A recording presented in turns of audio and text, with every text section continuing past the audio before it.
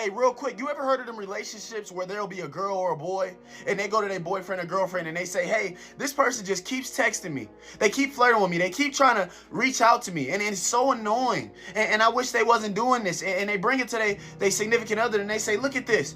And the significant other says to them, well, why don't you just block them?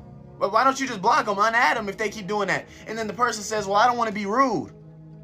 And the significant other sits there and they say, yo, what? What if I told you that you do that with the devil? What if I told you that you take all of the problems that the devil brings to you to God, and God says, why don't you just block him? And you say, oh, well, yeah, you get froze. Hold on, keep listening to me, because I got a word for y'all today. I got a word. So last night, I'm Bible studying with a group of my buddies, and we're reading through James chapter 4. And we get to verse 7 specifically. And it says, submit yourselves then to God, resist the devil, and he will flee from you.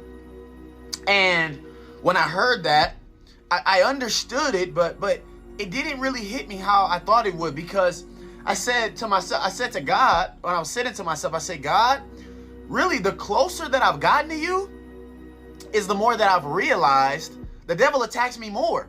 Like, God, you're telling me submit myself to you and then he'll flee. But God, it really feel like he done turned up the spiritual warfare on me. He's trying to attack me in so many different ways now. So God, I don't really get what you mean. And that's when God started speaking to me. God said to me a couple minutes later, he said, the reason that the devil hasn't fled from you and that he's actually turned up his attacks is because you haven't submitted to me. The opening words in this verse are submit yourselves. Do you know what it means to submit to something? It means to fully devote to something. And you have to understand that in order for you to fully submit to God, that means you have fully devoted yourself to his teachings over your life, to living life how he has told you to, in the full capacity. And God was saying to me, Miles, you haven't fully submitted yourself. And I said, God, but I'm living for you. I'm reading my Bible, I'm praying. And he said, well, how about that forgiveness I told you to have with people that you still don't have?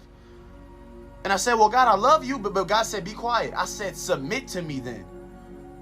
So I'm here to say to some of y'all today that may be agreeing with me or feeling what I felt in that moment, that, okay, well, why isn't the devil fleeing from me? Why have I come to God and now it's almost like I'm struggling even more?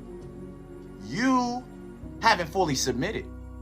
And that's why the devil hasn't fled from you. But keep listening, because this only gets better.